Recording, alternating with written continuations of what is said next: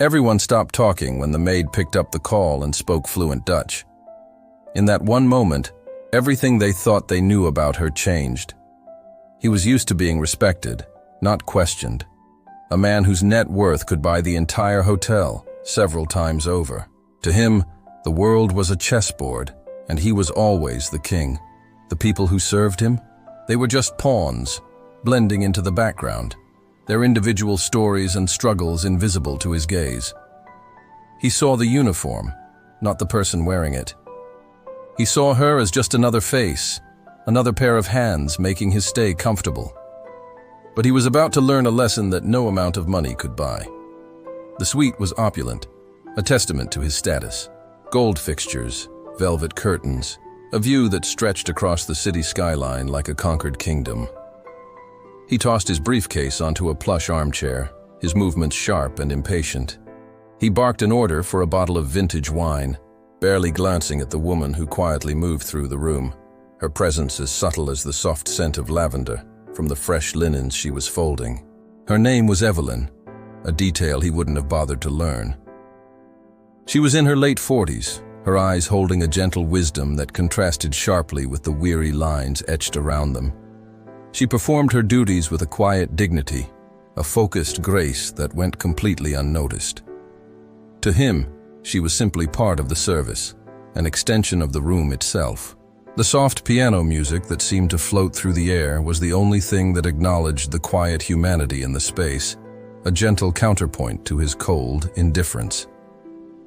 Then, the phone on the ornate desk began to ring. It was a jarring sound, cutting through the serene atmosphere. The millionaire, expecting a business call, was about to reach for it when Evelyn, who was closer, picked up the receiver. Her posture shifted slightly, a subtle change from humble servant to confident professional. "Goedemiddag," she said, her voice clear and her accent impeccable. "Met we spreek ik?"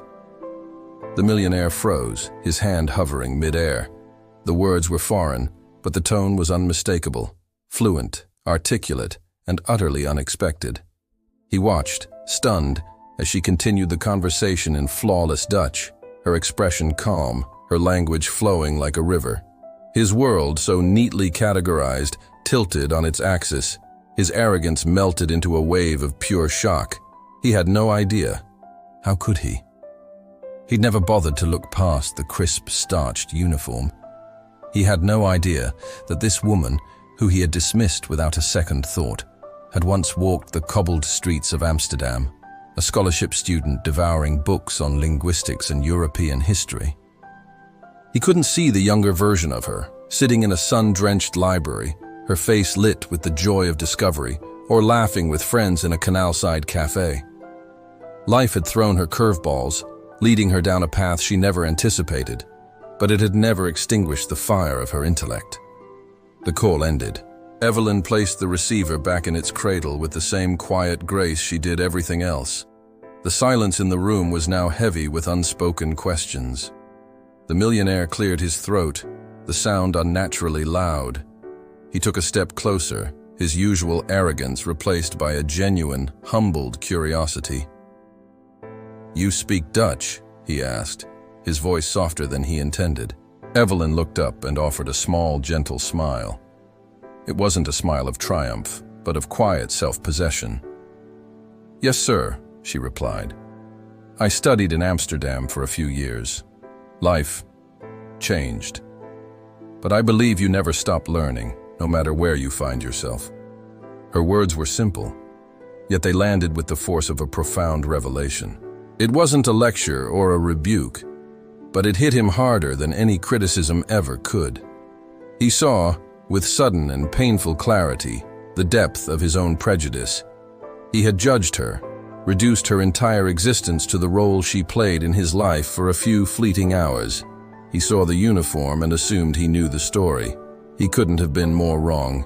He was looking at a woman of immense depth and resilience, a mind full of knowledge and a heart full of grace, all hidden in plain sight. Later that evening, after his business meetings had concluded, he found his thoughts kept returning to Evelyn. The memory of her voice, so confident and clear, echoed in his mind. It was a stark contrast to the dismissive way he had treated her. He felt a sense of shame, a feeling he wasn't accustomed to. He knew he had to do something. He found her in a quiet hallway, preparing a cart for the night shift. He approached her, not as a guest to a maid, but as one human being to another. "Excuse me," he began, his tone respectful. "I wanted to apologize. Earlier today I misjudged you." "Completely." Evelyn paused her work and looked at him, her expression unreadable but not unkind. "Your talent," he continued, "your knowledge, it shouldn't be hidden. I'd like to offer you a position in my company's European division, a role where your language skills, your intelligence, would be seen and valued, not ignored." A flicker of surprise crossed her face, followed by a slow, radiant smile. In that moment, he didn't just see a maid.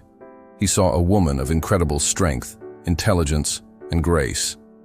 He saw Evelyn. That night, a profound change occurred, not just in her life's trajectory, but in his.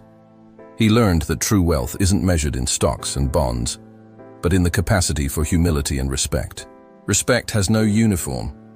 We rise not by titles or wealth, but by the respect we give others. Thank you for watching. If this story moved you, please consider liking this video and subscribing to Boldly Black for more stories that move hearts and speak truth.